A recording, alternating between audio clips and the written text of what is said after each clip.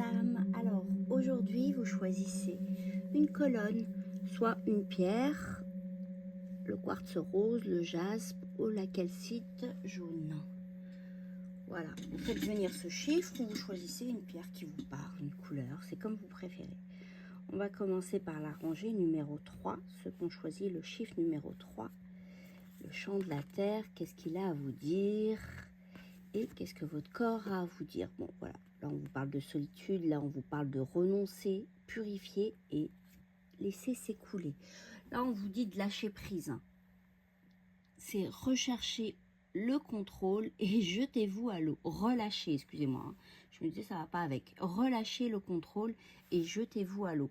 Donc on vous dit vraiment lâcher prise, mais comme votre corps vous le dit, on vous dit de sortir aussi de cette solitude. Ramener de la joie dans votre corps. Tes mains et tes pieds sont constamment froids, tout comme ton cœur qui se sent seul et abandonné. Ramène de la joie et de l'amour dans ta vie.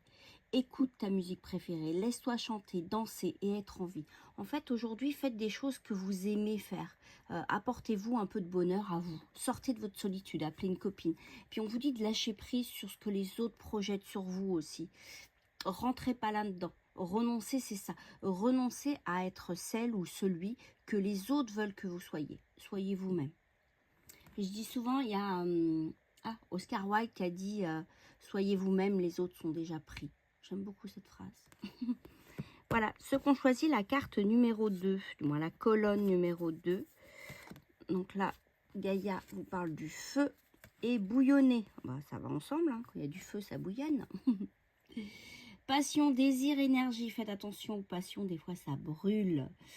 Exploitez votre énergie pour susciter de grandes choses et non pas pour laisser cette colère vous dévorer. Je dis souvent, le feu de la terre, c'est aussi de l'énergie. Quand on sent ce feu monter, on peut l'exploiter pour des bonnes choses et non pas laisser cette colère ou cette rage vous envahir. Tu te sens pleine de colère et cette rage peut ressurgir sous forme de plaques d'eczéma. Ça, c'est vraiment l'extrême, hein. C'est quand le corps a besoin de s'exprimer. Donc là, on vous demande vraiment de respirer, visualise de la lumière tout autour de toi, détache-toi de la situation qui a généré ce bouillonnement intérieur qui transparaît à l'extérieur. Donc là, on vous demande vraiment de utiliser ce feu intérieur qui est en vous là actuellement pour passer à autre chose. S'il y a une situation conflictuelle, on vous demande de respirer et utiliser ce feu intérieur pour de bonnes choses, mais certainement pas pour rentrer dans des ruminations. Ne faites pas monter la mayonnaise. Voilà.